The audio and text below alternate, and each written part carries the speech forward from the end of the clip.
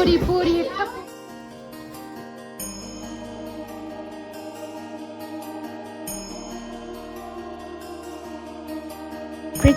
সবথেকে আপন হলো স্বামী, আর এই স্বামী যদি যখন কোনো কষ্ট দেয় তখন নিঃশ্বাস বন্ধ হয়ে আসে।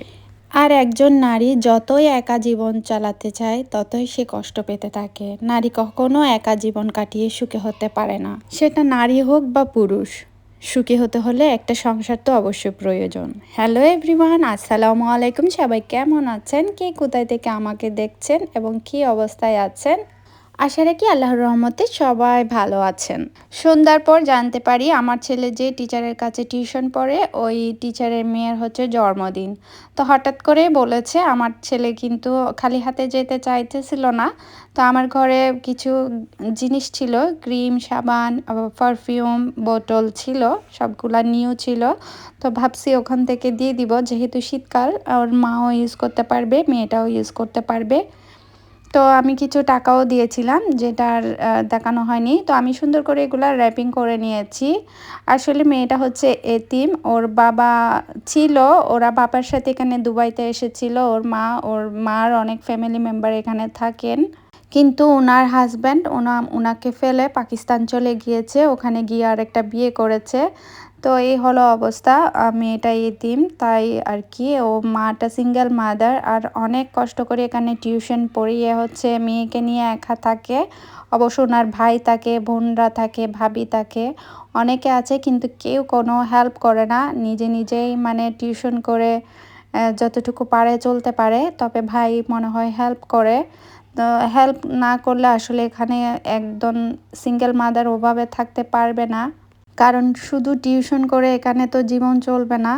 তো উনি হচ্ছে পাকিস্তানি। আসলে ওনাকে দেখে আমার খুব প্রাউড ফিল হয়, অনেক গর্ব লাগে। তারপরেও হচ্ছে একজন মেয়ে, আসলে আমরা যারা এশিয়াতে থাকি, এশিয়াতে কেন ইউরোপে থাকলেও আমরা হচ্ছি একা কখনো ওইভাবে লিড করতে পারি না। যদিও পারি, অনেক অনেক সাফার করতে হয়। আমি ওনাকে দেখে বুঝতেছি যে কতটুকু উনি সাফার করে বা কতটুকু স্ট্রাগল করে একটা মেয়েকে নিয়ে।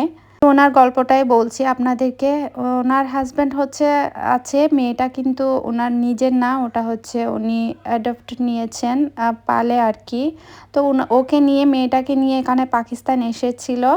তো আসার পর ওনার হাজব্যান্ড আর একটা পরকীয়া করে হচ্ছে ওখানে চলে যায় পাকিস্তানে।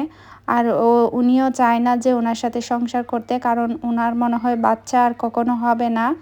তো ওই মানুষটা হচ্ছে অনেক আটকানোর চেষ্টা করেছিল, টিচার এখানে নিয়ে পাকিস্তান থেকে এখানে দুবাইতে নিয়ে এসেছিল।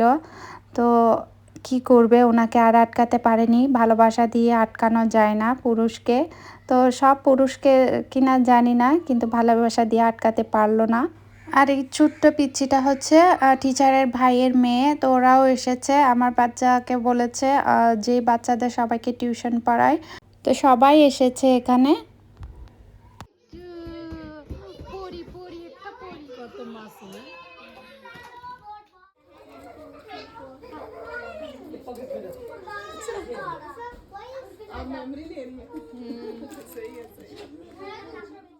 আর এখানে টিচার আর ওনার ভাইয়ের বউ হচ্ছে বাচ্চাদের জন্য প্লেটিং করছে। তো রাইসগুলা হচ্ছে এখানে প্লেট করে নিয়ে নিচ্ছে আর সবাইকে দিয়ে দিবে এভাবেই।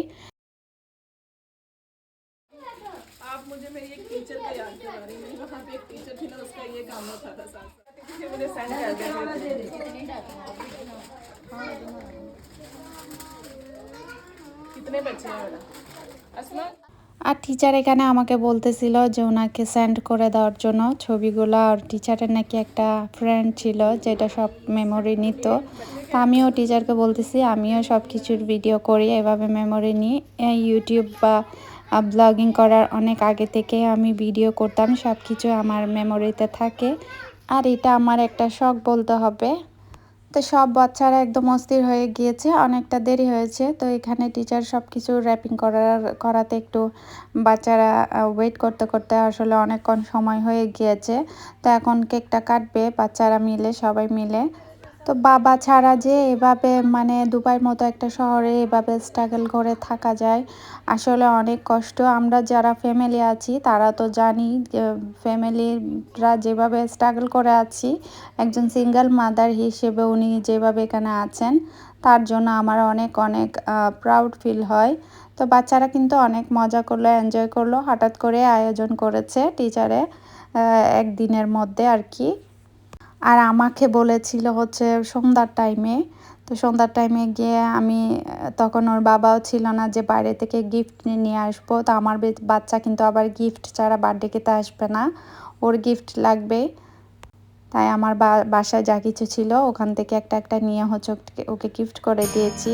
আর আমি বাচ্চা মেয়েটাকে কিছু টাকাও দিয়েছিলাম।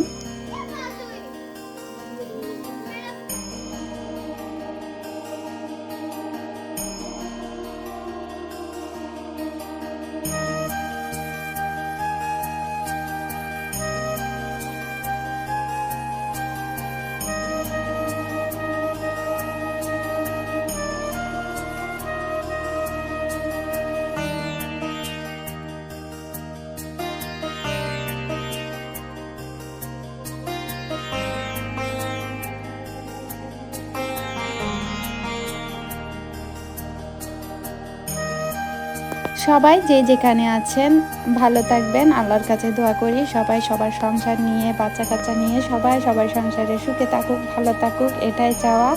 আজকের মতো এখানে, আল্লাহ হাফেজ। মেয়েটার জন্য দোয়া করবেন।